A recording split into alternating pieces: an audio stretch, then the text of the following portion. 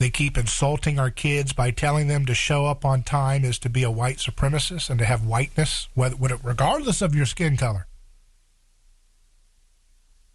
How can you expect people to have a society with that level of hatred and misinformation coming from power sources?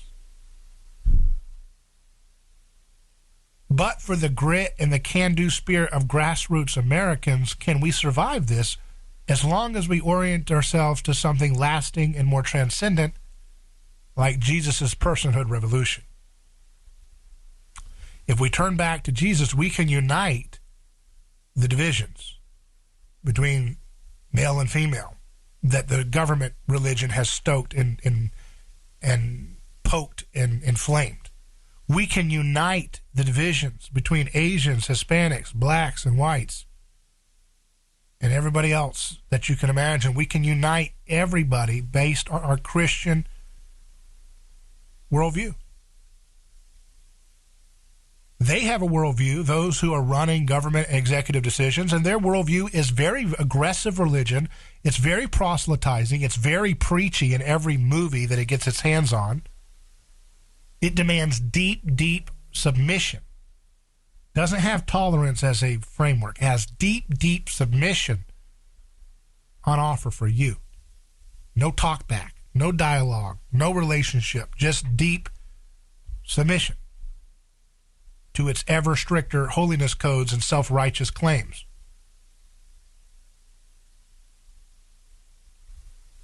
And those are not going to last. And people try to come up with something else. We need a new thing. We need a new thing. No, we don't need anything new. The newest thing, the most progressive thing ever happening in history is Jesus' personhood revolution. The Bible begins in a garden. It ends in a city. That's progress. That's moving forward. There's a problem with some conservatives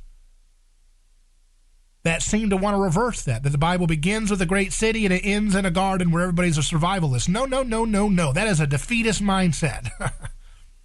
Or some people have this notion of, the Bible begins in a grand city and it ends in a smaller, quaint, small town. No, the Bible begins in a garden and it ends in a city. Genesis opens in a Garden of Eden, and Revelation gives us the picture of the city of God coming to earth, and the rivers running through that, and the food and the fruit giving healing to the nations.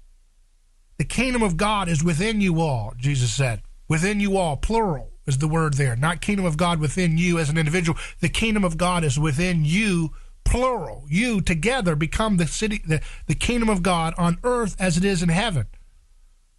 You make that which is unseen seen when you show love that only Jesus teaches.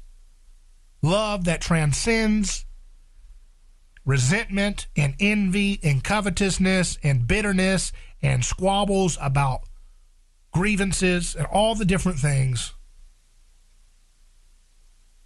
True self-giving agape love. That's the most radical thing ever imagined in history.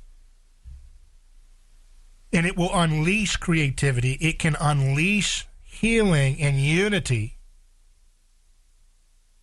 But it takes people having the humility to recognize that it's the fulcrum of their reality. And so many people want to have other gurus, podcasters, radio hosts, TV show people, Hollywood stars, music celebrities, anybody but Jesus. Jesus is just too quaint, people think. When I mention Jesus, people feel as if I'm asking you to do, a show with your grandma or something. No, this is something that is new and fresh and ever new and ever progressive.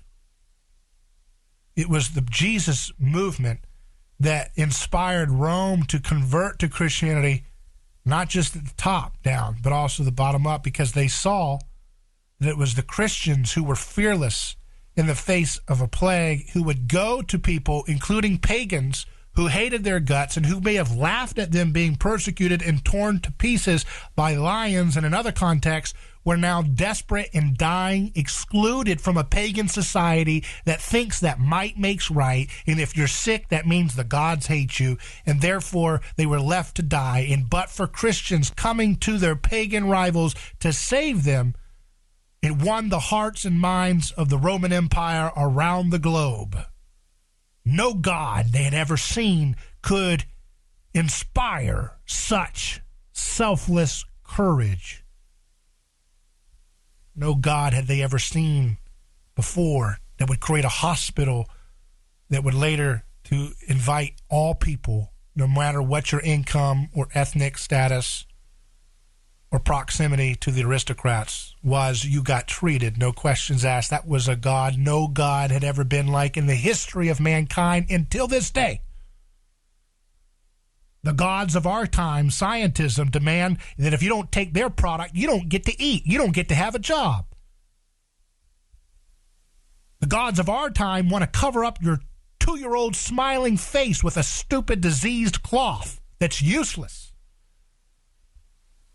The gods of our time tell you to eat maggots and roaches and to smile about it. The gods of our time tell us that you can't own anything and you're supposed to be happy about that.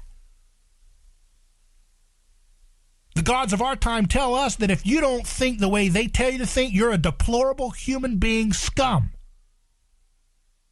The gods of our time tell us that if you don't want to sacrifice children in your womb, that you're not a woman.